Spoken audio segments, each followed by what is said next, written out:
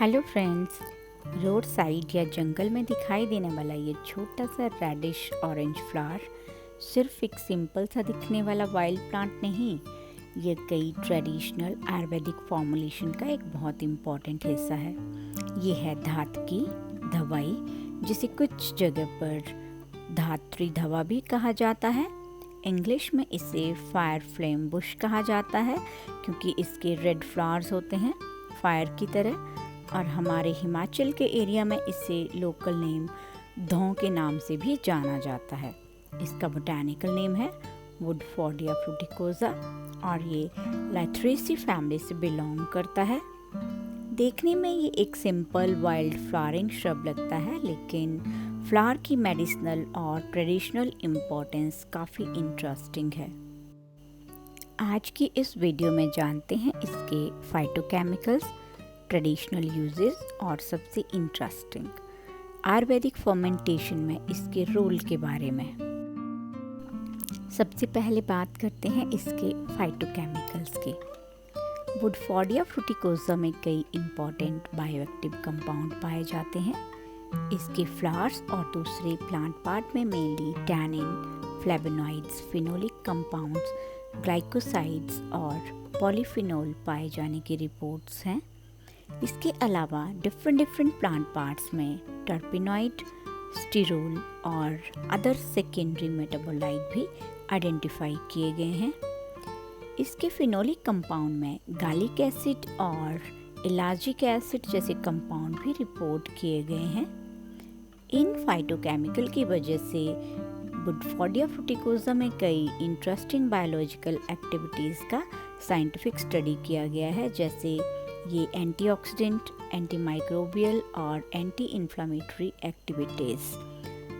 कुछ experimental studies में gastroprotective, हिपैटोप्रोटेक्टिव और वुंड हीलिंग पोटेंशियल की भी रिपोर्ट मिलती है।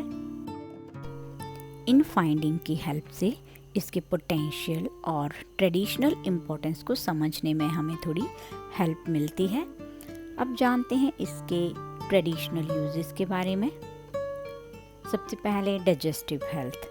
आयुर्वेदा में धातकी को ट्रेडिशनल फार्मूलेशन में डाइजेस्टिव प्रॉब्लम से रिलेटेड प्रेपरेशन में यूज़ किया जाता है। इसके फ्लावर्स में टैनिन एक इम्पॉर्टेंट फाइटोकेमिकल्स है जो एस्ट्रिंजेंट प्रॉपर्टी के लिए बहुत इम्पॉर्टेंट होता है। आयुर्वेदिक लिटरेचर में धातकी फ्लावर का यूज़ कुछ वीमेन हेल्थ रिलेटेड प्रॉब्लम में भी मिलता है। इसका ट्रेडिशनल यूज़ कुछ यूरिनरी कंप्लेंट में भी डिस्क्राइब किया गया है। ये आयुर्वेदिक लिटरेचर में डायसूरिया और हेमेटूरिया जैसी कंडीशंस में भी इसका यूज़ किया जाता है। इसके फ्लेवोनॉइड और फिनोलिक कंपाउंड्स की वजह से इस प्लांट में एंटीऑक्सीडेंट और एंटी इन्फ्लामेटरी प्रॉपर्टीज़ होती हैं, जिससे ये वेरियस इन्फ्लामेशन में यूज़ किया जाता है। इसको वेरियस टाइप के वुंड हीलिंग में भी यूज़ किया जाता है। और अब बात करते हैं इसके सबसे इम्पॉर्टेंट और फैसिनेटिंग यूज़ के बारे में। आयुर्वेदिक फर्मेंटेशन में इसका यूज़। धातकी फ्लावर का यूज़ ट्रेडिशनल अस्वा और अरिस्टा प्रेपरेशन में किया जाता है। इन फ्लावर्स के सरफेस पर नेचुरली अक्रिंग कुछ एक माइक्रो ऑर्गेनिज्म पाए जाते हैं, ईस्ट लाइक माइक्रो ऑर्गेनिज्म, और स्टडी में धातकी फ्लावर से फर्मेंटिंग ईस्ट इंक्लूडिंग सैक्रोमाइसिस सेरेवेसी भी आइसोलेट किया गया है। यही micro organisms traditional fermentation process में इम्पॉर्टेंट रोल प्ले करते हैं।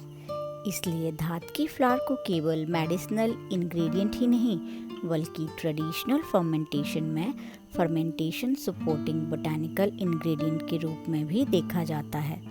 अब समझते हैं अश्वा और अरिस्टा में इसका रोल। आयुर्वेदा में अश्वा और अरिस्टा फर्मेंटेड हर्बल प्रेपरेशंस हैं। इनके प्रेपरेशन में मेडिसिनल प्लांट मटेरियल के साथ शुगर या गुड़ का यूज़ किया जाता है। ट्रेडिशनल प्रोसेस में धौं फ्लावर फर्मेंटेशन स्टार्ट करने में या इनिशिएट करने में हेल्प करते हैं। यही presence of micro organism Dhataki को इतना फैसिनेटिंग और इंटरेस्टिंग बनाती है। एक फ्लावर जो हमें जंगल या रोड साइड में यूजुअली ऐसे ही दिख जाता है, वो ट्रेडिशनल मेडिसिन प्रेपरेशन में माइक्रोबायोलॉजी और फर्मेंटेशन से जुड़ा हुआ है।